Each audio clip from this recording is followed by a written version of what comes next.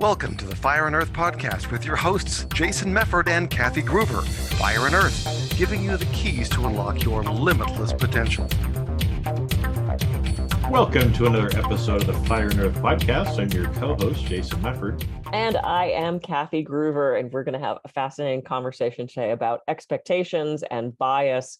And, I'm sure this has happened to you, Jason, where, you have maybe a meeting with somebody, or, you're heading out on a blind date, or, whatever the situation is, and you're like, oh, this is going to suck. This is going to be terrible. It's never going to go right. And then weirdly, that's exactly what happens. Yeah, it just never goes right. It's a date from hell or whatever else that comes out, right? Yeah. Yeah.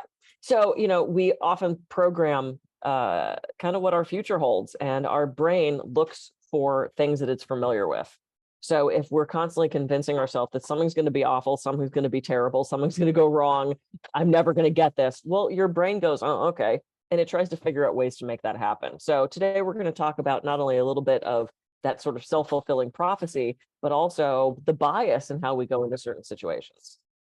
Yeah, because I know sometimes there's times, because we were talking about before we hit record, one of the examples, that you had with a client where, I have the same kinds of things happen where sometimes, we'll be wanting to see things or have the universe communicate to us.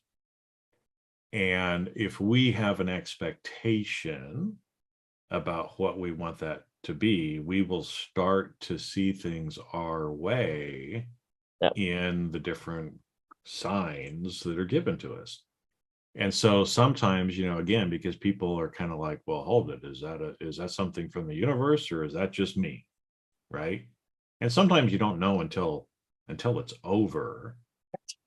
But it's an interesting discussion to kind of have, right? Because I think, unfortunately, a lot of times we do find ourselves in that situation where we're trying to find things to confirm what we want to do. But while we're doing that, we're thinking that we're receiving some kind of inspiration. Right. But we're absolutely not. We're just convincing ourselves to do something that we want to do. Well, and isn't it confirmation bias, right? Where it's like, what is it? Is it I know it's the reticular activating system, but like we buy a brand new car and then suddenly everybody's driving that blue Mazda. Well, they've been there the whole time, but it's just now in our consciousness because we have one.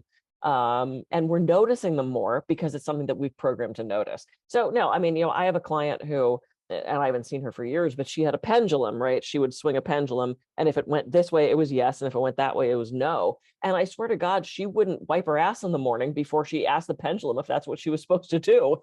And, like she relied so heavily on this external sort of esoteric thing, or whether it's muscle testing, or whether it's throwing tarot cards or I Ching or whatever it is. But it's hard to read that stuff yourself because you have that bias of what you want to happen. And if you're desperate to meet a partner, every card you throw, oh, look, it's a tall, dark stranger. Oh, look, it's going to happen in 2 months. Oh, we confirm those things with ourselves because that's what we want to happen. So even if we swear we're completely negative about, completely neutral about it. I'm sorry, the cat is biting me. Okay. Thank you, Alistair, for confirming my bias. We put our expectation on that fortune telling device. So you have to be really careful with stuff like that. Or your fortune says, prosperity and abundance will come to you and you find a dime that day on the street. Well, you just fulfilled that prophecy. Or are we making that fit because that's what we wanted to see? It's such a complicated thing. Well, and I think it's interesting because to me, one of the big things with this is what I call giving up our personal power. Right, is that ultimately we are the ones who are responsible. We are the ones who make the choice. Yeah, we are the ones who get to choose to co-create whatever it is that we want. Right. Yep.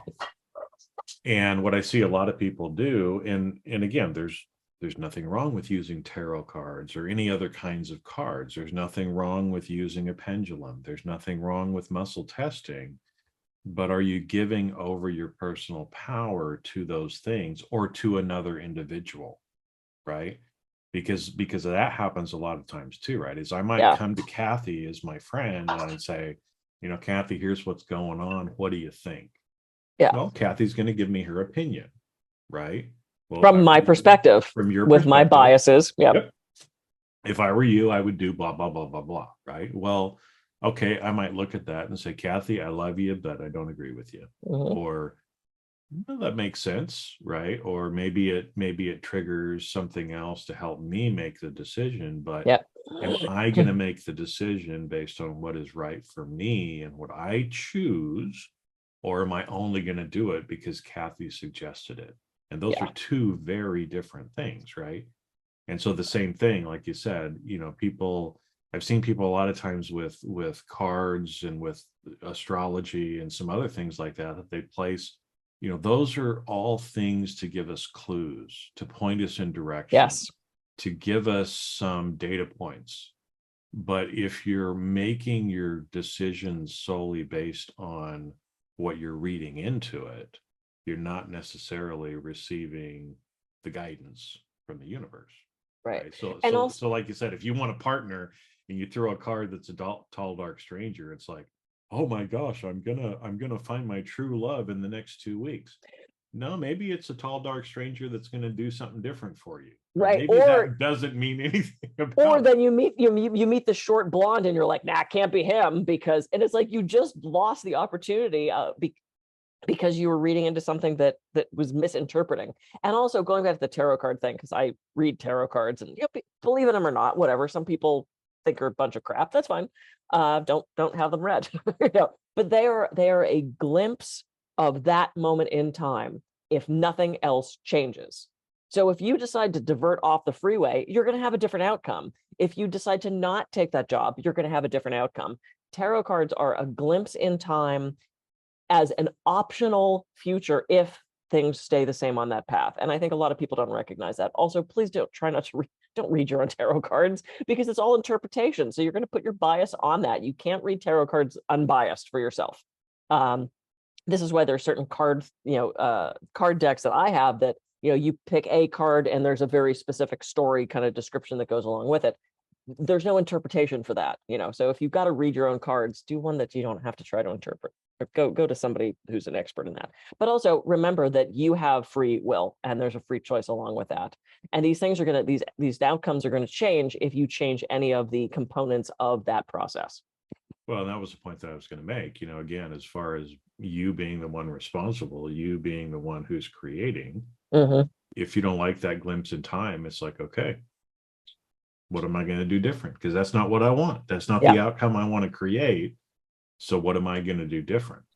Right. As opposed to just saying, oh my gosh, that's going to happen. Blah, blah, blah, blah, blah. Right. It's like, no, take your power, be the person who creates the future that you want, instead of being so influenced and overcome with whatever it might be. Like you said, whether it's a pendulum, whether it's cards, whether it's your friend that you're getting advice from.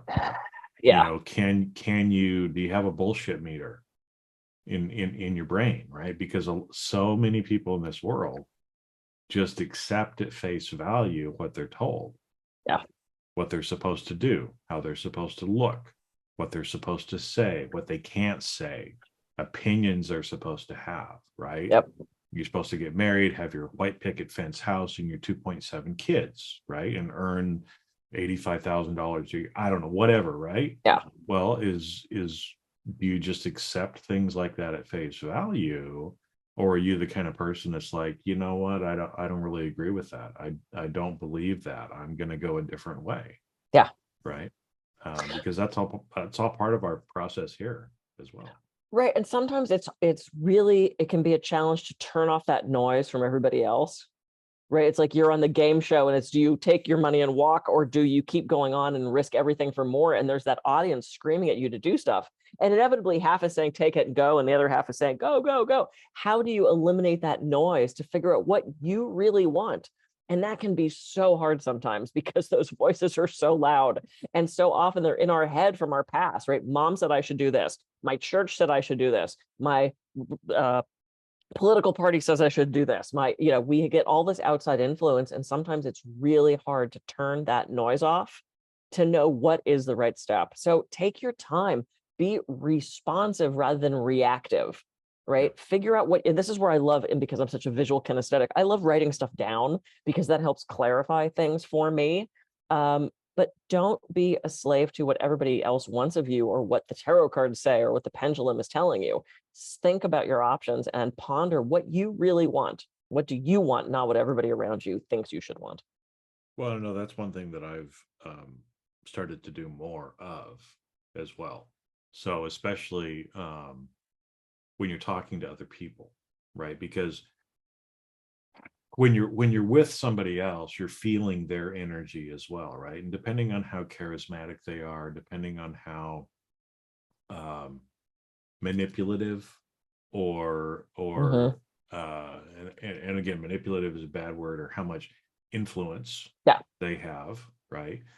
A lot of times we might try to make a decision being in that energy, and like you said, that's when we have that external noise all around us. And so what I do is I collect data from different places, right? Like I might look at some cards. I might see, I mean, the other day I saw a squirrel run across our fence, which is abnormal. We have squirrels in the area, but they don't typically run across our fence. Interesting data point, right?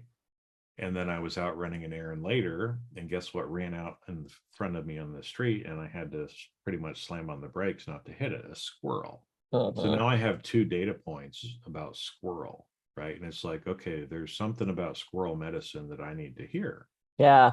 So, right. So then I have to sit with that, or recapitulate on that, and maybe some other things that are going on, or maybe a question that I have, and sit down and kind of go through it, but not with the intention of, I want squirrel to mean this thing to me.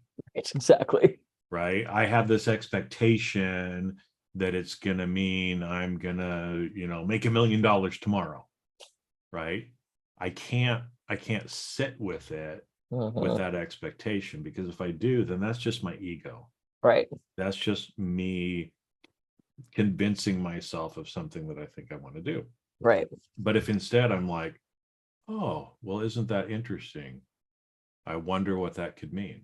Curiosity. What does that mean to me? Moving into that curiosity. And then I kind of go through and I ask myself different questions. Right. And it's similar to muscle testing, but yeah, I ask myself questions in certain ways, and I listen to my body. Where am I feeling different things in my body when I ask myself certain questions?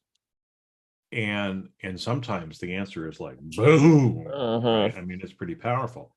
Other times it's kind of, a little vague, a little soft, right? And so I might kind of ask myself the same question several times. I might ask it in different ways.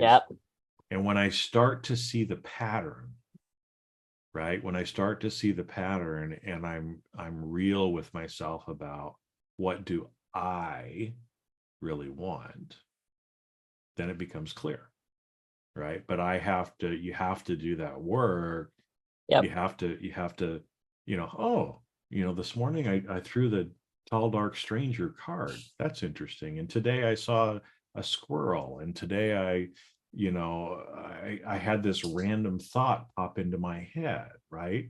It's like, okay, well, take those pieces in your silence and think about what if those things have anything to do with each other, and what it is, but without placing the expectation. Right. And so again, that's the mindfulness, right? Being in the present moment without expectation, without judgment. Right. And this is such a hard conversation, because I had a friend years back who she believed just period in chaos, period. That was it. There's no meaning to any of it. You saw squirrels because they're squirrels. And our human brain, desperately trying to make sense of chaos, puts meaning on these things that have zero meaning. So to her, if she was here, Anita was her name, murder mystery friend, she was hilarious, but she just had this philosophy of, look, she goes, of course you can look back and see patterns. That's what our brain does. Just the same way we see faces in things, right? We can see faces in the little plug, and we can see faces in, our brain is here to make meaning out of chaos. And so maybe those 3 squirrels you saw, you just saw 3 fucking squirrels. It could mean nothing. And that would be her philosophy of, we try to find those patterns, and our brain can't stand to have those open loops. So it's going to try to create connection between things where there's zero connection. So that's just a completely different philosophy on that of, but I've done the same thing. We have squirrels in our yard. So to me, squirrels aren't like a sign for me, but there are other animals where when they appear repeatedly, I know deep inside that's an indication that something is shifting, that something's changing. Or what patterns I see in clouds, or, it's like sometimes you go, okay, this is the 3rd dragon I've seen this week. That's interesting. I wonder what that's about, and just getting curious about it, not necessarily putting meaning on it, but just noticing and going, huh, that's different. Why do I keep seeing spiders everywhere? Or, whatever it is. Well, yeah, and it's that curiosity, staying in that curious space. Mm-hmm. So you're not judging, you're not putting expectations on it, and looking for those things that are out of the ordinary or that are different, right? Because it's like, yeah, there's squirrels in the area here. I mean, we live next to a huge park, right? There's squirrels all over the place, but we're about a mile away, and we normally don't get squirrels in our yard. Yeah. Right. So, or the same thing, like, there's possums in the area. Mm-hmm. And if all of a sudden, like 3 or 4 days in a row, I'm seeing a possum walk across my fence at night, it's like there's something probably there, right? And can I listen? Can I hear what it is, instead of saying, oh, well, possum means this, right? And again, just trying to find out what it is, but then I have to decide myself what I'm going to do about it. Mm-hmm. Right? Because again, I could tell you, hey, Kathy, I saw a possum on my fence last night, or I had this dream. Tell me what my dream means. Sorry, Kathy, I love you, but you can't tell me what my dream meant. You can tell me how you would interpret it. Mm-hmm. You could ask me questions about it. Yep. But the only one who can really interpret the dream and know what it means for me is me. Yep. Can I give you an example? Yeah. So I used to go to silent retreats at Lake Shrine, which is the self-realization fellowship down in Los Angeles on Sunset, right before PCH. Paramahansa Yogananda. I love his teachings. I love his philosophy. And so I would go on these silent retreats. And one of the silent retreats I went on, I think it was the second one, one of the exercises that I did is you take 2 minutes and you write down 50 things that you want to accomplish. Now, give me a time limit, give me a list to write. I'm the happiest girl in the world. So I set the timer, and I'm writing, and I'm writing, and I'm writing, and I'm writing, and I'm writing. And then you kind of go, wait, you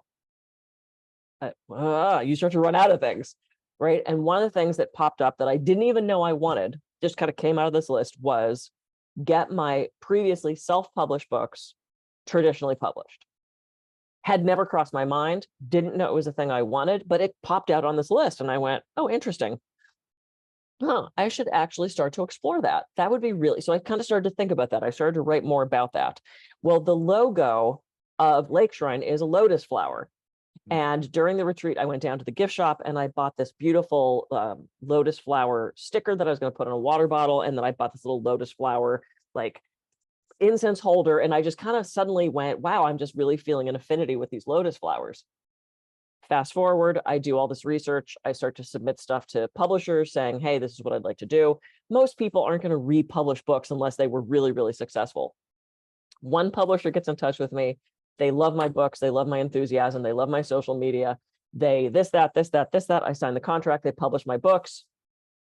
Lotus Press is who ended up taking my books.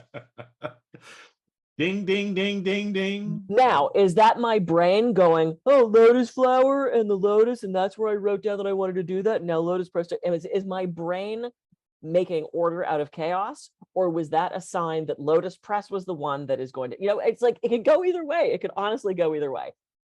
But that's my very concrete example of patterns and signs and all that sort of stuff. And back to, some of the stuff that we've talked about with stories before, right? Is it's like, you can choose to believe either of those stories, and whatever you choose to believe is fine, right? Mm-hmm. I choose to believe that that was universal, you know, intervention Yep. in helping you to unlock something within yourself that you didn't even realize, right? Because I think that's one thing that as humans that are kind of defined in this little box that we're in here, it's hard to see all of the possibilities because we're limited to only the structures that we know or what we're in. Mhm. And so sometimes like that, when something comes through you and you're like, huh, that's kind of a random thought. I never would have thought of that. Pay attention, right? Yeah. Because that's probably one of those things where it is the universe coming through. And then, like you said, the lotuses and then Lotus Publishing and, all these different things. I choose to believe that it's the universe helping me. Yeah. And the more that I withhold judgment, I stay in curiosity, I do my work, right? Yes. Because you have to do your work. Ding, ding, ding. Absolutely. And I think Okay. so often we forget that. Yeah. So I have to go sit with myself. I have to, analyze is maybe too hard of a word because I'm really not trying to analytically look at it, Yeah. but can I feel into it? Yeah. Of what needs to be, and then can I make the choice and do the things and be the kind of person that needs to make that happen? Yeah.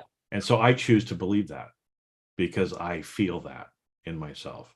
Yep. People like your friend that think everything is chaos, that's fine. If she wants to think that way, that's fine. I prefer to have a life where I feel like I am loved and supported, instead of just believing everything is chaos and random. Yeah. Because most of the time when people um, throw that out there, it's only because they're just looking at too small of a data set. There is no chaos. And we've even kind of seen that from chaos theory. When you expand your vision, there is nothing that is chaotic. Everything ends up becoming a pattern over time. It's just because you're too narrowly focused on this small little bandwidth that appears to be chaotic. But over time, everything is kind of planned, everything is a cycle, everything is a season, and we've talked about that before, right? Yep. Is your perception that you're looking over is just not long enough, and that's why you believe that. Yeah. Right. Or even the same thing, I mean, with believing in God, right? And it's like people say, well, Jason, do you believe in God? Well, I kind of do what Spinoza and Einstein said. It's just like, well, it depends on how you define God. Right. Is it some bearded white man up in the sky? No, I don't really believe in that in the way that dogmatic religion teaches of what God is. But do I believe in God? Absolutely. Yeah. Right. So anyway, it's kind of but in a different way than most people probably believe. Yep. Right. And it works for me. Yep. And it's what feels right for me. And it's what I've sat with. And it's what I know. So it works for me. Yep. Might not work for Kathy, might not work for you. Doesn't matter. And that's all that matters is If it it works works for you. me, right? Yep. Because that's the end of the point too, right? That we were kind of talking about at the beginning is, are you going to be the one who takes your personal power and makes a choice that's right for you, right? Because the decision for me might be different than the decision Kathy would make. Absolutely. There's nothing wrong with that. That doesn't mean there's anything wrong with Kathy's decision. Yep. Doesn't mean there's anything wrong with my decision, right? That's the best one for me. Yep. At this time. At the time, there might be a different one that Kathy would choose. That's fine. Yep. Right? We all have to live our lives. We all have to do what's best for us, right? And we have to allow other people to do that for themselves too. Absolutely. Yes. There's an empowerment in that for sure. Yeah. Cool. I love that we never know where these are going to go and end up being so wise. So wise. Wow. All right. Well, everybody go out and take back your personal power and make good choices, and pay attention to the squirrels.